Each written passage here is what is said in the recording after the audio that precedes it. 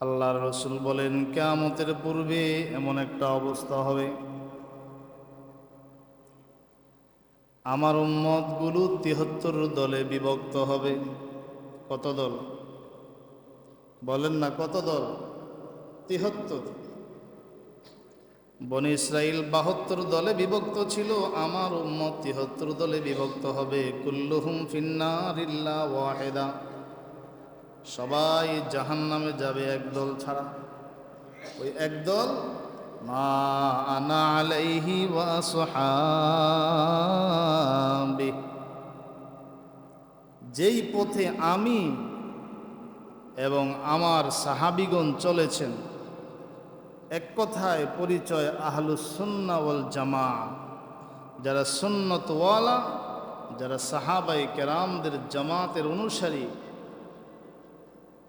সাহাবিওয়ালা, নবীওয়ালা আদর্শের অনুসারী, তারাই যাবে জান্নাতে, আর বাকি সব জাহান্নাম। আল্লাহ বলেন, জাহান্নাম আমি পরিপূর্ণ করব জিন এবং ইনসান দ্বারায়, মানুষ এবং জিন জাতি দ্বারা আল্লাহ জাহান্নাম পরিপূর্ণ করে। জাহান্নামের ৭টা স্তর, আর জান্নাত হলো ৮। সর্বশেষ যাকে জান্নাত দেওয়া হবে, তার জান্নাতের পরিধি হবে 10টা দুনিয়ার সমতুল্য। সুবহান! বিশাল রাজত্ব, মন যা চাইবে তা পাবে। আমি আপনি আল্লাহর রসুল সাল্লাল্লাহু আলাইহি ওয়াসাল্লামের কতটুকু দরদি, নবীজির কি পরিমাণ আশিক, আমার দ্বারা আপনার দ্বারা দ্বীনের কতটুকু উপকার হচ্ছে। নবীর চাচা আবু তালিব নবীর জন্য যা করেছেন, আপনি আমি তা করতে পারবো? নবীজির চাচা আবু তালিব নবীজির জন্য সব কিছু করেছেন, কিন্তু ঈমান ছিল না। ঈমান না থাকার কারণে জান্নাতের মতো মহা নেয়ামত থেকে তিনি বঞ্চিত। নবীজির চাচা হয়ে এই পরিচয় দিয়ে জান্নাতে যেতে পারবেন না। খুব খেয়াল করে, আল্লাহর রসুলের আত্মীয় এবং কাফির থেকে, কাফিরদের অনিষ্ট থেকে, কাফিরদের আক্রমণ থেকে নবীজিকে জীবদ্দশায় বহুবার হেফাজত করেছেন চাচা আবু তালেব, যার ভয়ে কাফিররা নবীজির উপর আক্রমণ করতে পারত না। তারপরও বহু কষ্ট দিয়েছে। সেই চাচা আবু তালেব শুধুই ঈমান না থাকার কারণে নবীজির সঙ্গে থাকতে পারেন না। ভাতিজাকে মোহাব্বত করেছেন, সত্য না মিথ্যা? সত্য। তো মোহাব্বত নবীর তরিকায় করেন নাই। মোহাব্বত করেছেন আত্মীয়তার কারণে, মোহাব্বত করেছেন বংশের কারণে, ওই তরিকায় করেন নাই যে তরিকা আল্লাহ চেয়েছেন, নবীজি চেয়েছেন। এ কারণে জান্নাতের পথ তিনি পান নাই। আমরাও যদি জান্নাত পেতে হয় আর নবীজিকে মোহাব্বত করি নবীজির তরিকায়, আল্লাহর বানানো তরিকায়, আল্লাহর বাতলানো তরিকায়, যদি আল্লাহর রসুলকে মোহাব্বত করি এবং আল্লাহর পথে সিরাতে মুস্তাকিমে যদি আমরা চলি, তবেই আমরা আল্লাহর জান্নাতে যেতে পারি। না হয় সানার পারের মতো মুসলিম একটা মহল্লায় জন্মগ্রহণ করে এখানে যদি আমি আমার মতো করে চলি, মুসলমানদের সাথে আমার চলাফেরা, মন চাইলো আমল করি, মন চাইলো করি না, তাহলে আল্লাহর জান্নাত পাওয়া যাবে? নবীজির তরিকায় নবীজিকে মোহাব্বত করতে হবে। মোহাব্বত এটা অন্তরের একটা বিশেষ একটা হাকিকত, একটা অবস্থা, একটা বাস্তবতা। অন্তরে যদি মোহাব্বত থাকে তার বহির প্রকাশ বাহ্যিকভাবে প্রকাশ পায়। লিচু যদি পেকে যায় রংটা বাহিরে প্রকাশ পায়, কাঁঠাল যদি পাকে গ্রান বের হয়, আম যদি পাকে গ্রান বের হয়, বাহিরে আলামত পাওয়া যায়। ঈমান যদি ভিতরে থাকে আলামত বাহিরে দেখা যাবে। তা আবু তালেব নবীজিকে মোহাব্বত করেছেন আমার আপনার থেকেও বেশি, কিন্তু নবীর তরিকায় নয়, নবী যেভাবে চেয়েছেন সেভাবে নয়। নবীর তরিকা ছিল আগে ঈমান, ঈমান লা ইলাহা ইল্লাল্লাহর ছায়া তলে আগে আসো, কুফরি মতবাদ ছাড়ো, এরপরে তুমি আমার যতটুকু উপকার করতে পারো আমি তোমার পাশে দাঁড়াবো। কিন্তু যদি আমার কালিমার ছায়া তলে না আসতে পারো, যতই আত্মীয় হও, যতই কাছের হও না কেন, আমি তোমাকে জাহান্নামের আগুন থেকে বাঁচাইতে পারবো না। मोहब्बत माना व अल्फाज में लाई नहीं जाती, मोहब्बत माना व अल्फाज में लाई नहीं जाती, वे नाजुक एक हकीकत है जो समझाई नहीं जाती, वे नाजुक एक हकीकत है जो समझाई नहीं जाती। मजबूर मुक़य्यद हो मोहब्बत में किसी के, मजबूर मुक़य्यद हो मोहब्बत में किसी के, कैदी हो मगर पाँव में ज़ंजीर नहीं है, कैदी हो मगर पाँव में ज़ंजीर नहीं है। क़ाल रसूलुल्लाह सल्लल्लाहु अलैहि वसल्लम ला युमिनु अहदुकुम हत्ता यकुना हवाहु तबान लिमा जितु बिह। আল্লাহর রাসূল বলেন তোমাদের কেউ ততক্ষণ পর্যন্ত পরিপূর্ণ ঈমানওয়ালা হতে পারবে না, লা ইউমিনু আহাদুকুম হাত্তা ইয়াকুনা হাওয়াহু তাবাআন লিমা জিতু বি, যতক্ষণ না তার মনের বাসনা আমার আনিত ধর্ম অনুযায়ী না হয়। মন চাইলে সব করা যাবে না, মনকে চালাইতে হবে আমার তরিকা অনুযায়ী, মনকে চালাইতে হবে আমার তরিকা অনুযায়ী। অন্য হাদিসে আল্লাহর রাসূল বলেন লা ইউমিনু আহাদুকুম হাত্তা আকুনা আহাব্বা ইলাইহি মিন ওয়ালিদিহি ওয়া ওয়ালাদিহি ওয়ান নাসি আজমাইন। আল্লাহর নবী বলেন তোমাদের কেউ ততক্ষণ পর্যন্ত পরিপূর্ণ ঈমানওয়ালা হতে পারবে না যতক্ষণ না আমি নবী তার কাছে সব কিছুর চাইতে বেশি প্রিয় না হই, তার সন্তান থেকে, তার মা বাবা থেকে, এমনকি দুনিয়ার সমস্ত মানুষ থেকে। কি বলেছেন? দুনিয়ার বলেন না, দুনিয়ার সমস্ত মানুষ থেকে, সমস্ত মানুষ থেকে, খুব খেয়াল করে, সমস্ত মানুষ থেকে আমি যদি প্রিয় তোমার কাছে না হতে পারি, ধরে নাও তোমার ঈমান পরিপূর্ণ হয়। এবার আমরা আমাদের ঈমানের হালতটা একটু দেখি। পৃথিবীর মাঝে বহু মুসলিম রাষ্ট্র আছে না নাই? একটু কথা বলতে হবে, আছে না নাই? সংখ্যায় মুসলমান কম না বেশি? মুসলমান কম না বেশি? কেমনে বেশি? বেঈমানের তুলনায় মুসলমান সংখ্যায় কম না বেশি? কম। ইহুদ, খ্রিস্টান, হিন্দু, বৌদ্ধ, এক কথায় বেঈমান সংখ্যার দিক থেকে বেশি। পাশাপাশি আমরা এটাও জানি পৃথিবীতে কিছু মুসলিম রাষ্ট্র আছে যেখানে বেঈমানদের কালো নজর পড়েছে।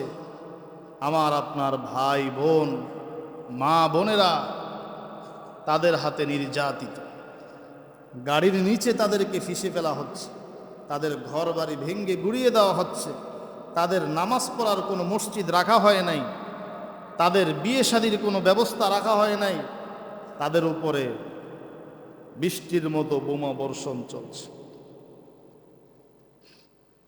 জন্ম তাদের ফিলিস্তিন, এটাই অপরাধ? এটা অপরাধ নয়। অপরাধ হলো আমি আপনি যে কালিমা পড়েছি তারাও সেই কালিমা পড়েছে। অপরাধ হলো এটাই যে তারা আল্লাহ আল্লাহর রসুলের আদর্শের উপরে চলেছে। সব ফিলিস্তিনি যদি খ্রিস্টান হয়ে যায়, ইহুদি হয়ে যায়, তাহলে তাদের উপরে আর আক্রমণ আসবে না।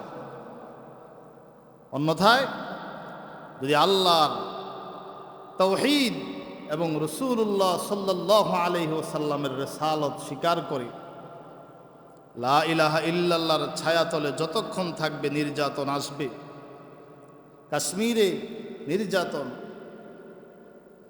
মায়ানমার, আফগানে আক্রমণ হলো, ইরাকে আক্রমণ হলো, হাজার হাজার মুসলমান শাহাদাত বরণ করেছে। কিসের কারণে? যে আল্লাহ আল্লাহর রসুলের তরিকার উপরে জান্নাতের পথে থাকার কারণে, ঈমানের কারণে, কালিমার কারণে। যদি বংশ আত্মীয়তার দোহাই দিয়ে জান্নাত পাওয়া যাইত, পৃথিবীর মাঝে সবার আগে জান্নাত পাইতো আবু তালেব। কথা ঠিক না বেঠিক? এবার আসেন, বর্তমান বিশ্বে একটা খেলা চলছে, ফুটবল খেলা শুরু হয়ে গিয়েছে গতকালকে, নাকি? কথা বলেন না কেন? বিশ্বের মধ্যে দুটা বড় দল, একটা হলো আর্জেন্টিনা আর একটা হলো ব্রাজিল। এবার কে কোন দলে আছেন? আর্জেন্টিনার পক্ষে কারা কারা আছে? ব্রাজিলের পক্ষে কারা কারা আছে? বলেন, এদের মাঝে কি কালিমা আছে নাকি কালিমা নাই? এরা কি মুসলমান না খ্রিস্টান? খ্রিস্টান। এরা কি ফিলিস্তিনের পক্ষে না ইসরায়েলের পক্ষে? এরা কি ফিলিস্তিনকে সাপোর্ট দিয়েছে না ইসরায়েলকে সাপোর্ট দিয়েছে? তাহলে আপনার বাসার উপরে কালিমার পতাকা নেই, ইসরায়েলের পতাকা, ফিলিস্তিনের পতাকা নেই, আপনার বাসার ছাদের উপরে কেন সেই খ্রিস্টানের পতাকা থাকবে? কোনো উত্তর নাই। আপনি আপনার নিজেকে প্রশ্ন করেন। এই পতাকা টাঙ্গাতে গিয়ে অনেকের মৃত্যু হয়েছে, এই পতাকা বানাতে গিয়ে বহু টাকা খরচ করেছে, এই সাপোর্টার হতে গিয়ে তার জীবন ধ্বংস করেছে। কেমন জান্নাতটা আপনি পাবেন? রাসূলুল্লাহ সাল্লাল্লাহু আলাইহি ওয়াসাল্লামের আদর্শ আপনার পছন্দ হয় না, আন্তর্জাতিক ষড়যন্ত্র যে মুসলমানদেরকে এই ফুটবল খেলা দিয়ে এবং এই সমর্থকদের পিছনে ঘুরিয়ে মিডিয়ার মাধ্যমে সেগুলো প্রচার প্রসার করে আপনার যে ফিলিস্তিনি ভাই বোনদের রক্তের কথা আপনাদেরকে ভুলে দেওয়া হচ্ছে। কথা ঠিক না বেঠিক? সে রক্তের কথা ভুলিয়ে দেওয়া হচ্ছে। এবার আসুন আল্লাহর রসুল কি বলেন। ক্বালা রাসূলুল্লাহি সাল্লাল্লাহু আলাইহি ওয়াসাল্লাম মান তাশাব্বাহা বিকাউমিন ফাহুয়া মিনহুম। আল্লাহর রসুল বলেন যে যে সম্প্রদায়ের সাদৃশ্য গ্রহণ করবে সে তাদের অন্তর্ভুক্ত। তুমি যদি ফিলিস্তিনের কালিমাওয়ালাদের সাদৃশ্য গ্রহণ করো তাদের অন্তর্ভুক্ত, তুমি যদি মক্কার মুসলিমদের সাদৃশ্য গ্রহণ করতে পারো তাদের তুমি অন্তর্ভুক্ত, তুমি কি মদিনাওয়ালা নবী এবং তার অনুসারীদের সাদৃশ্য গ্রহণ করতে পারো তুমি তাদের অন্তর্ভুক্ত হবা কাল কিয়ামতের ময়দানে। আর যদি তুমি খ্রিস্টানের সাদৃশ্য গ্রহণ করো, ইহুদির সাদৃশ্য গ্রহণ করো, কিয়ামতের ময়দানে খ্রিস্টানদের সাথে ইহুদিদের সঙ্গে তোমাকে উঠানো হবে। কথা ঠিক না বেঠিক? গেঞ্জি কোনটা পরবেন সেটা বিবেচনা আপনার, পতাকা কোনটা উঠাবেন আপনি করেন, আপনার ইচ্ছা। আল্লাহ পাক তো সেই ইচ্ছা দিয়েছেন। বাবা মা মুসলমান, আপনিও মুসলমান হয়ে জান্নাতে চলে যাবেন। শুধু মা বাবা মুসলমান হওয়ার কারণে সম্ভব নয়। নবী ছিলেন নবী, নূহ আলাইহিস সালাম কিন্তু সন্তান হয়ে আদর্শ গ্রহণ করে নাই, আদর্শ গ্রহণ করে নাই। যখন নবীর আদর্শ গ্রহণ করে নাই, বিপদ এসেছে, আযাব এসেছে, বন্যা এসেছে, সন্তান হওয়ার পরেও ডুবে যাচ্ছে। হযরত নূহ আলাইহিস সালাম বললেন, আমার আহাল, আমার পরিবার আপনি তো বলেছেন হেফাজত করবেন। আল্লাহ পাক রব্বুল আলামিন জবাব দিয়েছেন, ইন্নাহু লাইসা মিন আহলিক ইন্নাহু আমালুন গায়রু সালিহ। এ নূহ, তোমার সন্তান তোমার ঔরস থেকে, তোমার থেকে জন্মেছে, কিন্তু তোমার আদর্শের উপরে নেই, সেজন্য সে তোমার প্রকৃত পরিবারের অন্তর্ভুক্ত নয়। তার ভিতরে কালিমা নেই, তার পরিচয় নেই। যার ভিতরে কালিমা নেই তার কোনো পরিচয়। অতএব নবীর সন্তান হয়েও যদি ঈমান না থাকার কারণে, বেঈমানের সঙ্গ ধারণ করার কারণে জাহান্নাম থেকে মুক্তি না পেতে পারেন, আমি আপনি বাঙালি মুসলমান যুবক যুবতী, শুধু বাবা মা মুসলমান আর মহল্লায় মসজিদ আছে আসা যাওয়া করলাম, বেঈমানের সাথে সাদৃশ্য রাখলাম, খ্রিস্টানদের সাথে সম্পর্ক রাখলাম, এই ঈমান আল্লাহর কাছে কবুল হবে না। এই ঈমান নিয়ে জান্নাতে যাওয়া কঠিন হয়ে যাবে। কথা ঠিক না বেঠিক? এত হাই হুতাশ, ডাক দেন এখন ফিলিস্তিনে ত্রাণ পাঠানো হবে। কয়জন আছে যে দান করবে? কেউ 10 টাকা, কেউ 100 টাকা দিবে। আর এই আর্জেন্টিনার, ব্রাজিল এগুলোর পতাকার জন্য, গেঞ্জির জন্য বিভিন্ন নিজের মোহাব্বত বহির প্রকাশ করতেছে, ভিডিও করে ছাড়ছে। কাকে খুশি করার জন্য? কে খুশি হবে? আমেরিকা খুশি হবে। কে খুশি হবে? তোমার মেসি, নেইমার খুশি হবে। তারা কারা? যার ভিতরে ঈমান নাই। তারা কারা? কতজন নারীর সাথে ব্যভিচারে লিপ্ত হয়েছে তার কোনো হিসাব নাই। তারা কারা? বিয়ের আগে কত বাচ্চা জন্ম দিয়েছে তারও কোনো হিসাব নাই। এমন মানুষের মডেলটা, ছবিটা আপনি বুকে ধারণ করতেছেন। অপেক্ষা করেন। ক্বালা রাসূলুল্লাহি সাল্লাল্লাহু আলাইহি ওয়াসাল্লাম, আল মারউ মা'a মান নাহাব্বা। বুখারী শরীফে হাদিস উল্লেখ করা হয়েছে, আল্লাহর রাসূল বলেন, যেই বান্দা, যেই উম্মত, যেই জাতির সাথে সাদৃশ্য রাখবে, মোহাব্বত করবে, যাকে মোহাব্বত করবে, তার সঙ্গে তার হাসর হবে। কিয়ামতের ময়দানে তার সঙ্গে তাকে উঠানো হবে। আপনি যদি কালিমাকে মোহাব্বত করেন তো কালিমার পতাকা উঠান। ওরা খ্রিস্টানের পতাকা উঠাবে, আপনি কালিমার পতাকা উঠান। ওরা খ্রিস্টানের গেঞ্জি গায়ে দিবে, আপনি কালিমাওয়ালার গেঞ্জি গায়ে দেন। আপনি সে পোশাক ধারণ করেন। আপনি রাসূলুল্লাহর প্রকৃত যদি আশেক হয়ে থাকেন তো আপনার ভিতরে আল্লাহর রাসূলের ইউনিফর্ম আপনি ধারণ করেন, গ্রহণ করেন। সার কথা, কোন মুসলমান ফিলিস্তিনের দুশমন, মুসলমানদের দুশমন, আল্লাহর রাসূলের দুশমনদেরকে সাপোর্ট করতে পারে? কথা বলেন না, সাপোর্ট করতে পারে? যদি সাপোর্ট করে, ওই বেঈমান খ্রিস্টান, ইহুদ, নাসারাদের সঙ্গে হাসর হবে। আল্লাহ কি বলেন?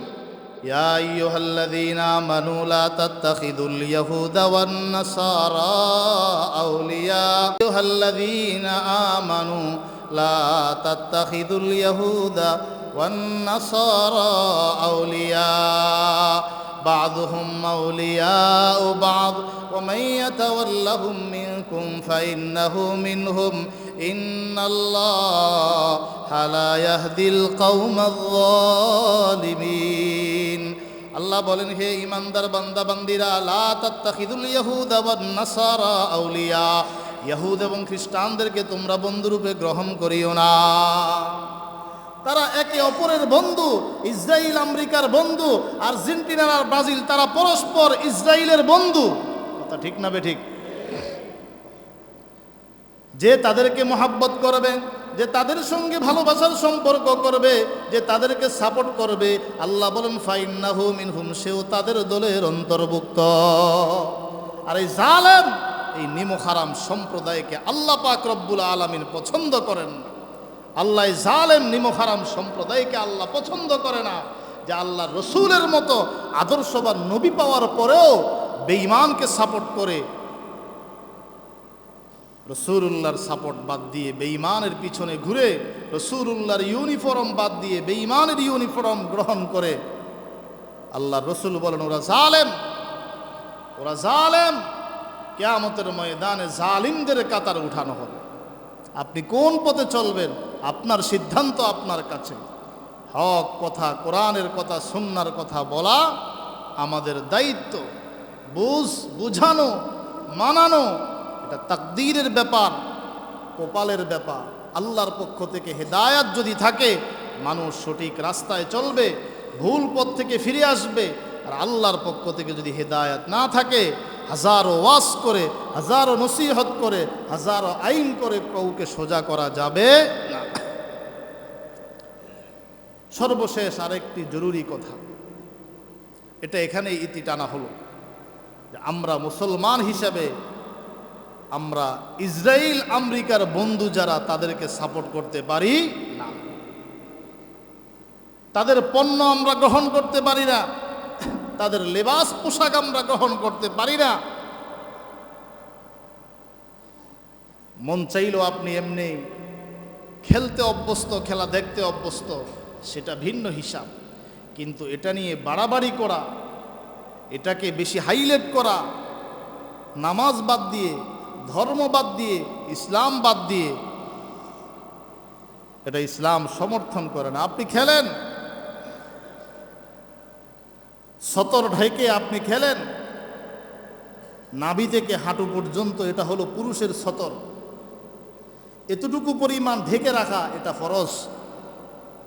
আর যারা এর চাইতে কম পোশাক পরে, ছোট খাটো পোশাক পরে, ওদের সেকেন্ডে সেকেন্ডে ফরজ তরকের গুনাহ হচ্ছে, প্রতি সেকেন্ডে সেকেন্ডে গুনাহ হচ্ছে।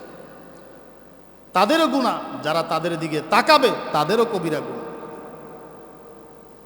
আল্লাহ আমাদের বুঝার আমল করার তৌফিক দান করেন, সকলে বলি আমিন। এক কথায় নবীজির খাঁটি কোনো উম্মত, নবীজির খাঁটি কোনো উম্মত যারা আল্লাহর রসুলকে দিল থেকে মহাব্বত করে, তারা কখনো আর্জেন্টিনা এবং ব্রাজিলের সাপোর্টার হতে পারে না। তারা সাপোর্টার হবে মদিনার, তারা সাপোর্টার হবে মক্কার, তারা সাপোর্টার হবে মুসলমানদের, তারা সাপোর্টার হবে আবু বকর, ওমর, ওসমান, আলী, ওমর ইবনুল আব্দুল আজিজ, ইসলামের বীর পুরুষ সাহাবায়ে কেরামদের সাপোর্টার হবে। আল্লাহ কবুল করেন। তারা সাপোর্টার হবে হযরত হাসানের, তারা সাপোর্টার হবে হযরত হুসাইনের। কথা ঠিক না বেঠিক? সর্বশেষ একটা জরুরি কথা, মানুষ মাত্রই তার জিন্দিগিতে ভুল হতে পারে। মানুষ ফেরেশতা নয়, ফেরেশতা মানুষ। মানুষ মানে তার কর্মে ভুল হবে, কথায় ভুল হবে, চলায় ভুল হবে। আল্লাহ চান তুমি আবার তওবা করে ফিরে আসো। ইসলাম ধর্ম একটা মধ্যম প্রকৃতির একটা ধর্ম, এতে বাড়াবাড়িও নাই, এতে ছাড়াছাড়িও নাই। যাকাত দিবে 40 ভাগের 1 ভাগ। ভিন্ন ধর্মে আগেকার নবীর উম্মতের শরীয়তের মাঝে 4 ভাগের 1 ভাগ যাকাতের বিধান ছিল। যুদ্ধ হবে, গনিমতের মাল এই নবীর উম্মতের জন্য হালাল করা হয়েছে। আগের যুগের নবীর উম্মতের জন্য হালাল ছিল না। শরীরে নাপাকি লাগলে, কাপড়ে নাপাকি লাগলে সেটা কেটে ফেলতে হয়। কাপড়ে নাপাকি লাগলে সেটা কি কেটে ফেলতে হয়। এটা হলো পবিত্র করার সুরত। আর আমাদের কাপড়ে নাপাকি লাগলে সেটা ভালো করে ধুইলে পরিষ্কার হয়ে যায়। নাপাকির আসর নিদর্শন যদি দূর হয়ে যায়, ভালো করে 3 বার ধৌত করে নেন, পবিত্র হয়ে যাবে। ঠিক তেমনি ভাবে পূর্বের নবীর শরীয়তের মাঝে কেউ যদি কবিরা গুনাহ করে,